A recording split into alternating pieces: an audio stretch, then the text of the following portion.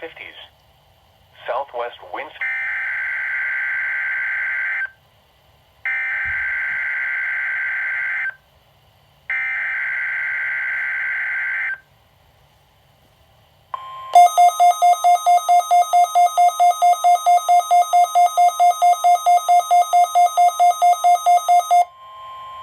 You're listening to NOAA Weather Radio in Pittsburgh, Pennsylvania, on a frequency of 162.55 megahertz.